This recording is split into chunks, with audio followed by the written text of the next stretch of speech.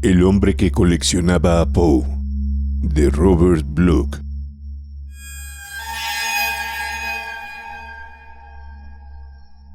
¿Edgar Allan Poe podría vender sus historias si escribiera hoy en día? Esta es una pregunta que por mucho tiempo ha intrigado a editores, autores, lectores y críticos de fantasía. Es una pregunta que he buscado responder de la única manera posible, escribiendo una historia de Poe de la manera que el mismo Poe podría haberla escrito. No pretendo tener un décimo de su talento o un décimo de su genio, pero me he propuesto deliberadamente, en la medida de lo posible, recrear su estilo. Los estudiosos de Poe reconocerán mi deliberada inclusión de frases y porciones de La caída de la casa Usher, y el lector casual las descubrirá con bastante facilidad.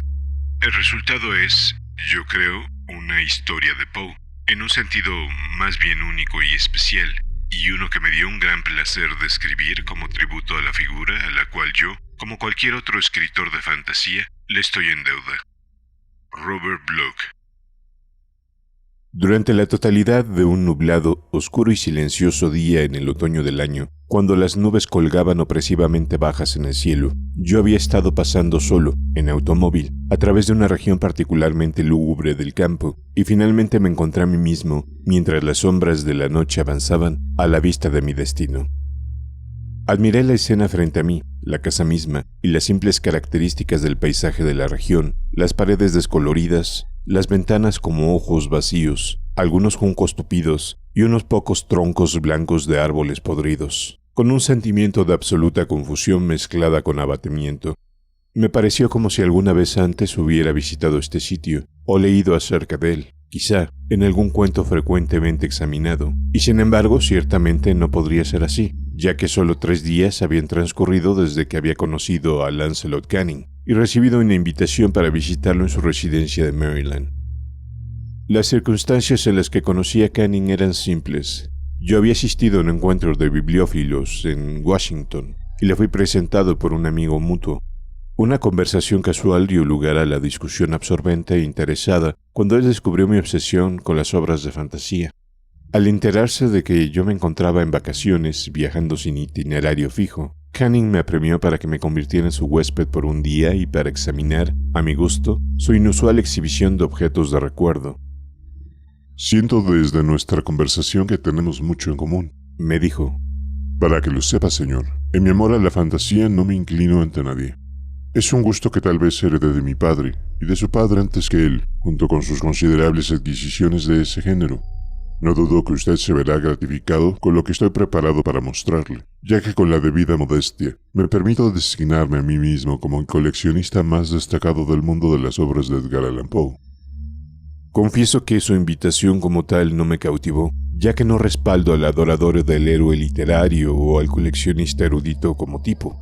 Poseo un más que pasajero interés en los cuentos de Poe, pero mi interés no se extiende al punto de indagar en qué fecha exacta el señor Poe decidió dejarse crecer un bigote, ni me interesaría excesivamente la oportunidad de examinar varios pelos preservados de semejante apéndice hirsuto.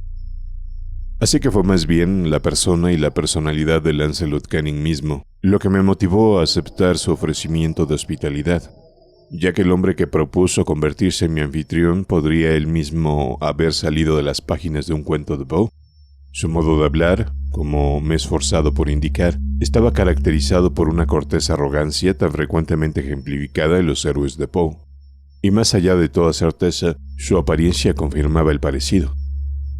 Lancelot Canning tenía la cadavérica complexión, los grandes, líquidos y luminosos ojos, los finos labios curvados, la nariz delicadamente modelada, la barbilla finamente moldeada y el cabello oscuro similar a telarañas de un típico protagonista de Poe. Fue este fenómeno el que incitó mi aceptación y lo que me indujo a viajar a su propiedad de Maryland, la cual, ahora me doy cuenta, en sí misma manifestaba una cualidad poética propia, inherente en las imágenes de los juncos grises, las espantosas ramas de los árboles y las ventanas como ojos vacíos de la mansión de la melancolía. Lo único que le faltaba era un estanque y un foso, y mientras me preparaba para entrar a la vivienda, medio esperaba encontrar allí dentro los techos tallados, los oscuros tapices, los pisos de ébano y los fantasmagóricos trofeos heráldicos tan vivamente descritos por el autor de cuentos de lo grotesco y lo arabesco. Tampoco, al entrar al lugar de Lancelot Canning, me encontré demasiado decepcionado en mis expectativas. Fiel tanto a la atmosférica cualidad de la decrépita mansión como a mis propios fantásticos presentimientos, la puerta fue abierta en respuesta a mis golpes por un valet que me condujo en silencio a través de oscuros e intrincados pasillos hasta el estudio de su amo. El cuarto en el que me hallé era muy amplio y de gran altura. Las ventanas eran largas, estrechas, puntiagudas y se hallaban a una distancia tan grande del negro piso de roble como para ser en conjunto inaccesibles desde el interior. Tenues destellos de luz teñida de carmesí se abrían paso a través de los cristales entramados y servían para hacer que los objetos más prominentes se distinguieran lo suficiente. El ojo, sin embargo, luchaba en vano para tratar de alcanzar los más remotos ángulos de la cámara o los recovecos de los techos abovedados y ornamentados con líneas. Oscuros tapices colgaban desde lo alto de las paredes. El moblaje, en general, era numeroso, incómodo, antiguo y andrajoso. Muchos libros e instrumentos musicales yacían dispersos por el lugar, pero fracasaban en otorgarle alguna vitalidad a la escena. En lugar de eso, hacían más clara esa peculiar cualidad de casi recuerdo. Era como si me encontrara una vez más, luego de una prolongada ausencia, en un escenario familiar. He leído, he imaginado, he soñado, o en realidad he contemplado antes este escenario. A mi entrada, Lancelot Canning se levantó de un sofá en el cual había estado tendido. Me saludó con una vivaz calidez que tenía mucho en ella. Pensé en un principio de exagerada cordialidad. Sin embargo, su tono mientras hablaba del objeto de mi visita, de su ardiente deseo de verme y del placer que esperaba que yo le ofreciera en una discusión de nuestros mutuos intereses, pronto disipó mi equivocada idea. Lancelot Canning me dio la bienvenida con el extasiado entusiasmo de un coleccionista nato, y llegué a darme cuenta que él era, de hecho, justamente eso, ya que la colección de Poe que prontamente propuso develar ante mí era en realidad su patrimonio. Al comienzo, reveló, el núcleo de la presente acumulación había comenzado con su abuelo, Christopher Canning, un respetado comerciante de Baltimore. Casi 80 años antes, había sido uno de los principales mecenas de las artes en su comunidad y como tal, tuvo en parte un papel decisivo en arreglar el traslado del cuerpo de Poe a la esquina sudeste del cementerio presbiteriano en las calles Fayette y Green, donde un adecuado monumento podría ser erigido. Este evento ocurrió en el año 1875 y fue unos pocos años antes de eso que Canning sentó las bases de la colección de Poe. Gracias a su empeño, me informó su nieto, hoy soy el afortunado poseedor de una copia de virtualmente cada espécimen de las obras publicadas de Poe.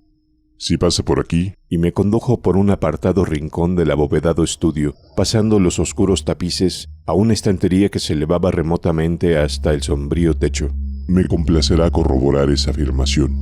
Aquí hay una copia de Al-Aaraf, Tamerlán y otros poemas en la edición de 1829, y aquí hay una edición aún anterior de Tamerlán y otros poemas de 1827. La edición de Boston, la cual, como usted indudablemente sabe, está valuada hoy en $15,000. Puedo asegurarle que el abuelo Canning no se separó de semejante suma a fin de apoderarse de esta rareza.